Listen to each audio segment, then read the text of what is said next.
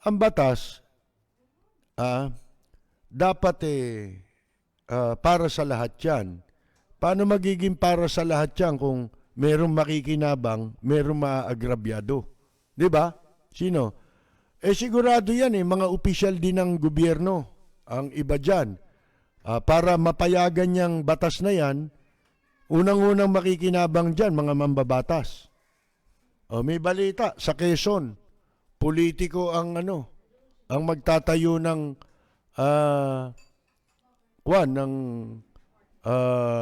Motor Vehicle Inspection Center. Di makikinabang sila. Yan na lang private sector. Gagamit ng dami yan rekomendado ni ganito yan. Siyempre, kanila yun. Di ba?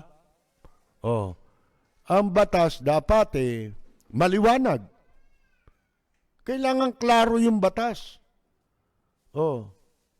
Dapat walang agam-agam ang publiko sa batas na ipapasa. Palibasa kasi dito, walang originality. Hindi ba? Hindi naman natin lahat ng pagkakataon kailangan itutugma natin yung batas natin sa batas ng ibang bansa. Una, magkakaiba tayo ng kultura. Alam natin ang kultura ng mga Pilipino. Di ba? Kaya dapat yung batas na gagawin mo, iangkop mo sa sarili mong mamamayan. Hindi ba?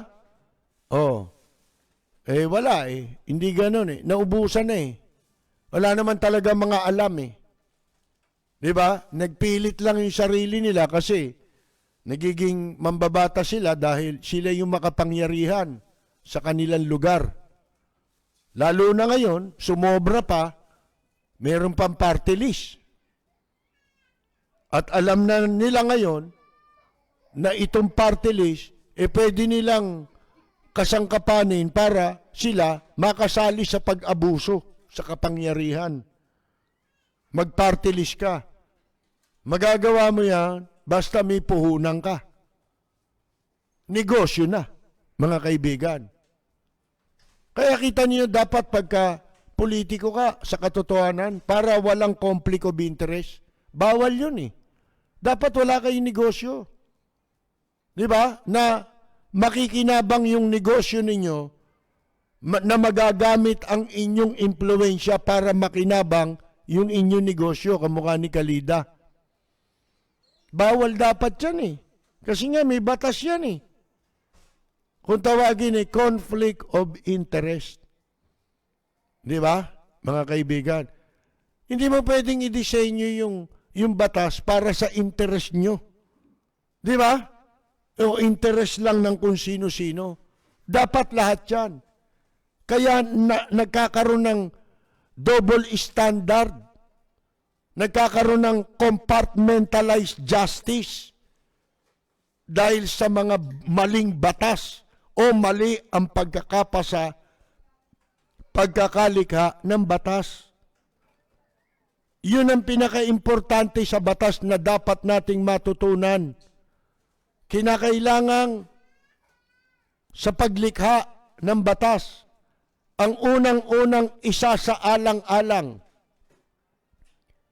yung proteksyon ng mamamayan. Madaling gumawa ng batas Lalo na, kita mo kahit na mga bopol, Lito Lapid, Manny Pacquiao, mga kaibigan, Bong Revilla,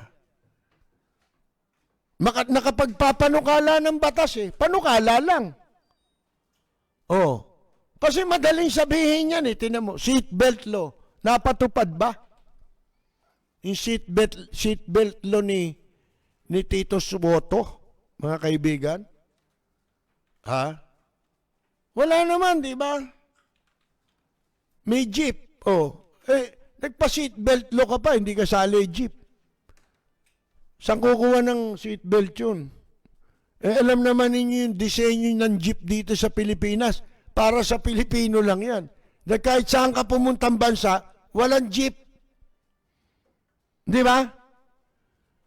Nakita na ninyo? Dapat, ang batas, iangkop mo sa kultura, pag-uugali, na sa customs, di ba, kung tawagin customs.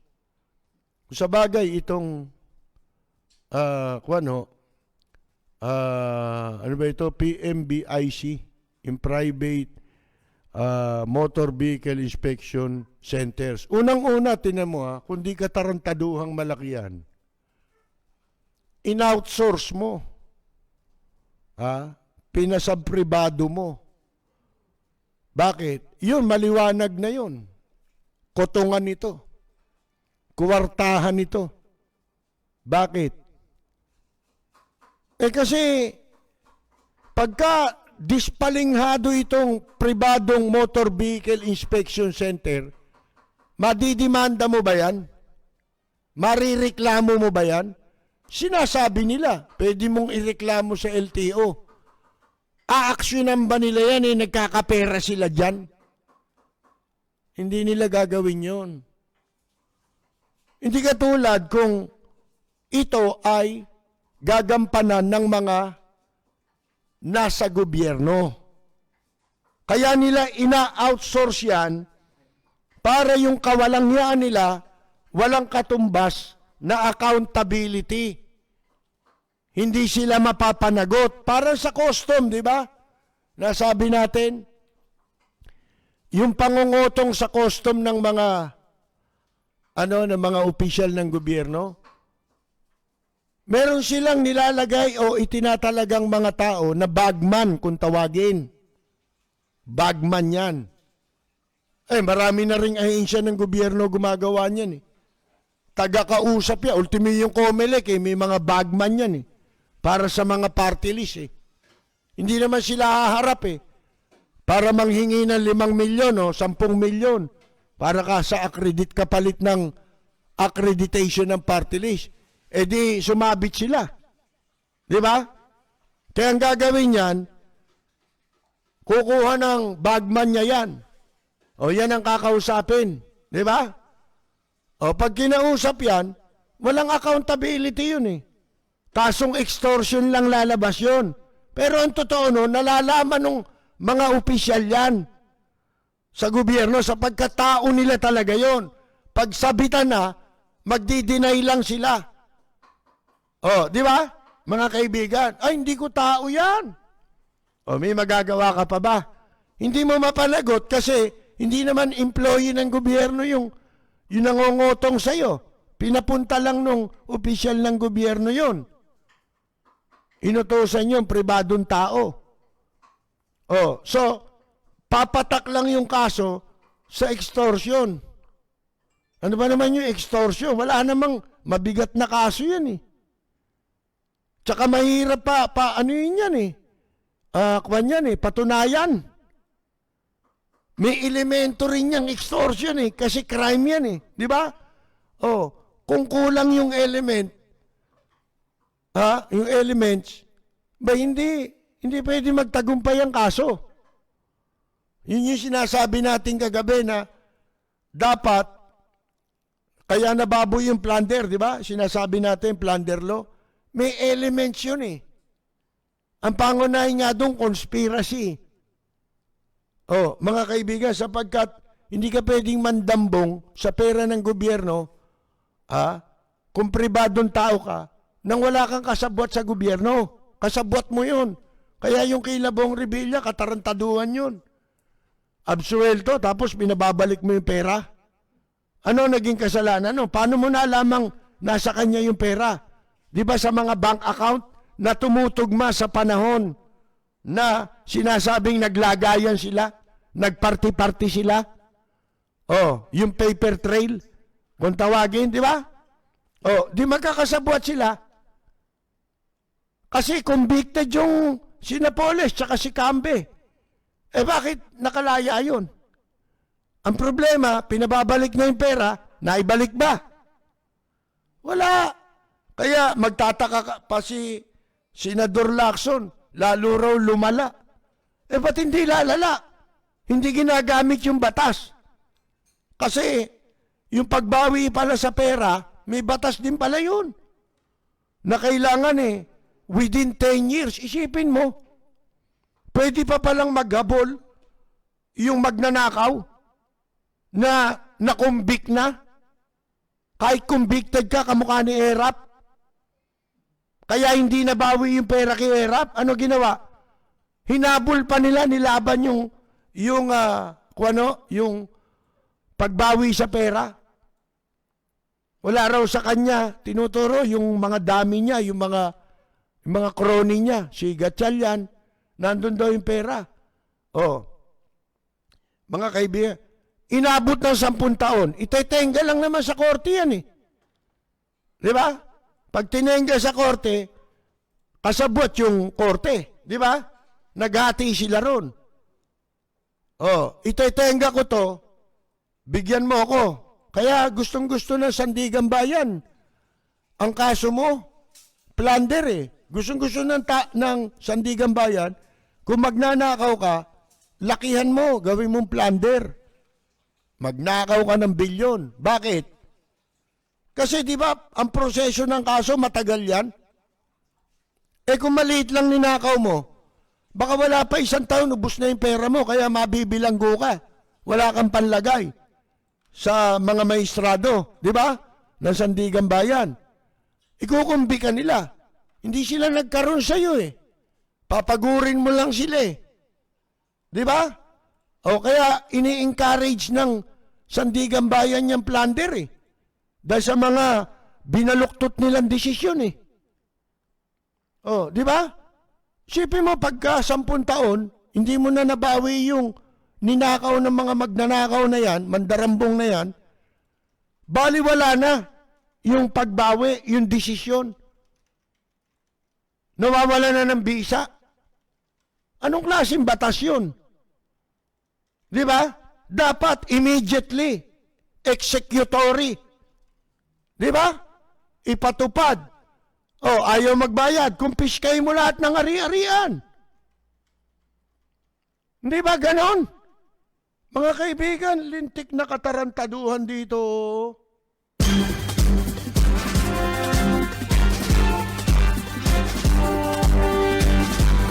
Si Ka-Percy Lapid, bumabanat. Lapid Fire!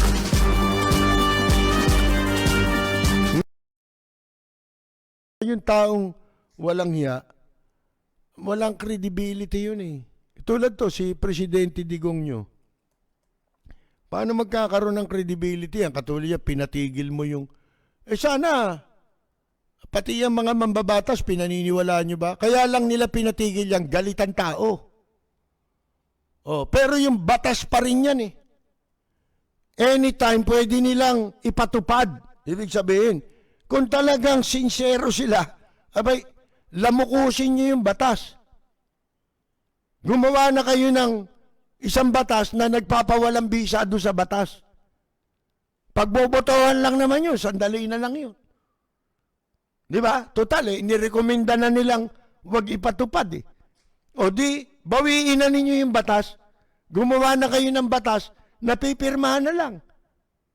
Di ba? Na nagpapawalang bisa doon sa batas na yun. O, di ba? Kung totoo yan, kung sincero yung mga yan, huwag kayong masyadong magtiwala. Batas na yan eh. Ang pwede mo lang ang maging security na lang ng publiko, laban dyan sa kawalangyaan ng Motor Vehicle Inspection, ang pwede na lang maging proteksyon ng publiko, dyan, mapawalang bisa yan. Mga kaibigan. Pero hanggang batas yan, walang proteksyon ng publiko dyan. Pansamantala lahat yan. Pansamantagal lang yan. Pagka nakalimot na kayo at lumamig na yung issue, eto na naman, bibigwasan ka niyan.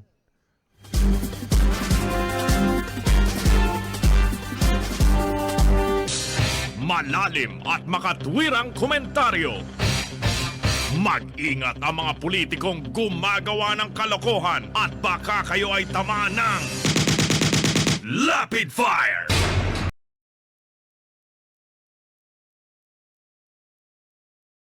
Yun ang masama eh, pag yung mga nasarapan sa pwesto ayaw nang umalis. Hindi na po pwede ngayon yan. Dati pwede yan. Pero magagawa nyo. Magagawa nyo subukan. Kaso may consequence yan. Hindi ba? Ang gusto mo na lang, pagka ganyan, ang gusto mo, sarili mo lang. Wala kang pakialam sa tao. Paano ka magtatagal? Kung igigiit mo yung sarili mo ng hindi naaayon sa saligang batas, ang iyong pag-upo sa pwesto. Wala yan. So para magawa nyo dito yan, palalabasin nyo, kudeta mi.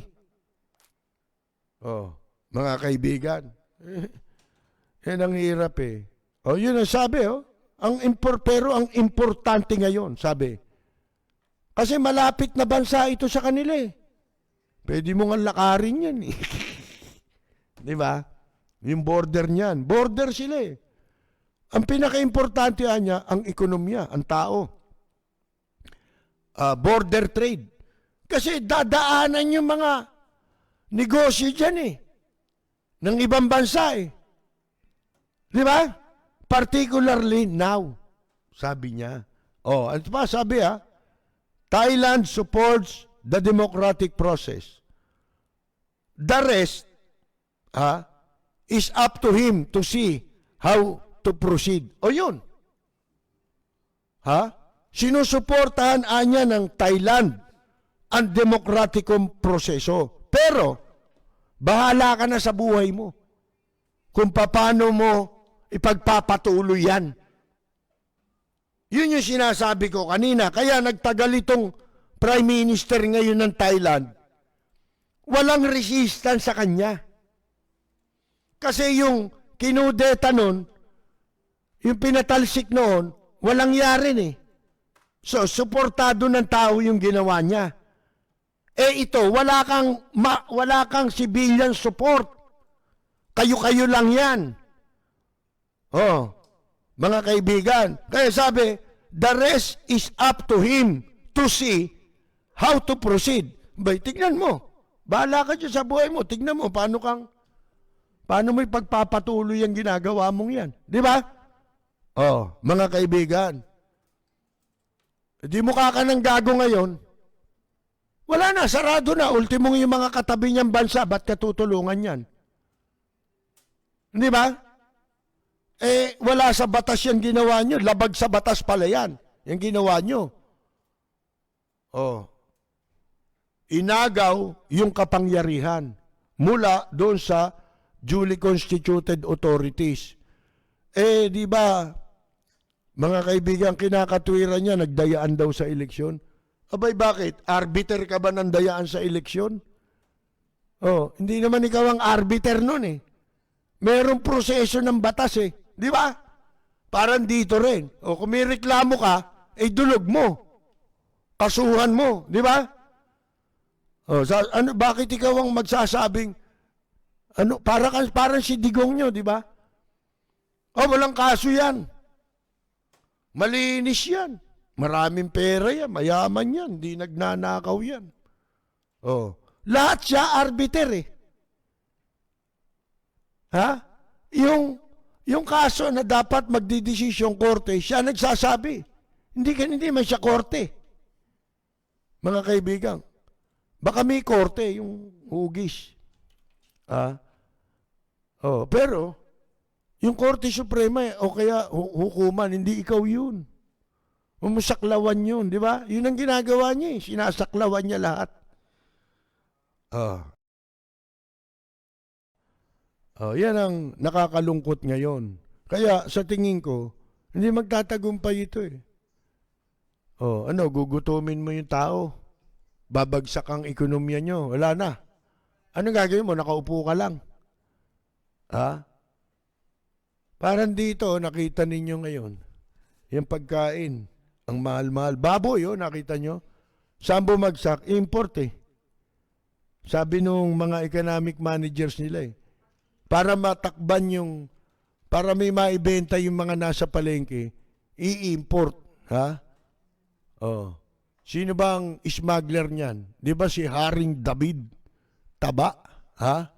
Smuggler na ng mga supplier o ng nagbebenta sa ano, yan, yung malalaki, yung SNR, ha? Yung malalaki ngayong warehouse. Oh, yan ang nagpapasok dito ng baboy. Eh, delikado yan eh. Sa ibang bansa nga galing yung mga sakit ng baboy eh. Di ba? Delikado pa nga yan eh. Kita nyo, ang sabi natin, babagsak yan sa import. Mumurahan muna. Hindi naman mura eh. Mahal din eh. Oh. Pagka yung nakita ng tao, mura na, imported, mura na. Parang galunggong, di ba? Mura na ang baboy. Oh. Wala na, madi-discourage na itong mga nagpapalaki ng baboy dito. Tinitignan nila kung saan. Eh bakit nyo hanya ang tinarahan nyo itong mga nagtitinda ng baboy sa palengke. Ang nilagyan nyo ng price tag kung magkano dapat nila ibenta. Eh yung bili nila ganun eh. Mataas din eh. 'Di ba? Kaya hindi nila maibenta ng mura. Tinuturo naman itong yung mga middleman, yung mga nagsusupply, yung binibilan nila, yung nagpapalaki, yung farm to road, di ba? Oh. Yung mga nagpapalaki, nag-aalaga ng baboy, oh, yun daw ang nagtaas. Eh siyempre, kaya nagtaas daw sila kasi mahal yung feeds. Sino ba may hawak ng feeds dito? Oh, di sana kung gusto niyong bumaba ang presyo niyan, yun ang utusan ninyo na wag siyang magtaas. Yung feeds, di ba? Yun nga naman. Patupad kayo anya ng patupad ng batas. Hindi naman ninyo alam kung saan ang galing. Minumura ngayon to si Dar. Wala rin ito no? Daig pa ng monumento rin ito Buti pa yung monumento kasi, may silbi yun. Kasi yun pwede mong ihan Lalo na nung may illegal terminal. Naiihian si Bonifacio sa Loton mga kaibigan Oh, dinudumihan pa nga ito si Dar, di mo naman pwedeng ihian yan, di ba?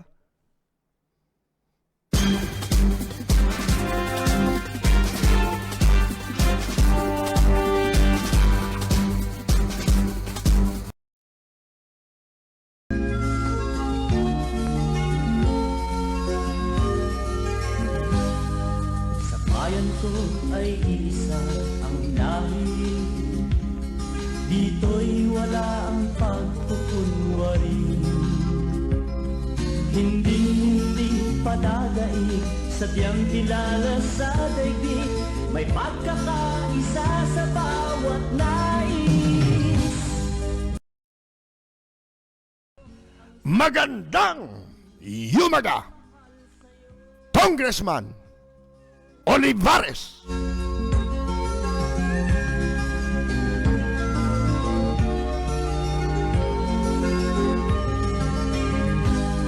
Ang bayan ko'y punong-puno ng yaman, bakit ito'y kailangan pang iwanan?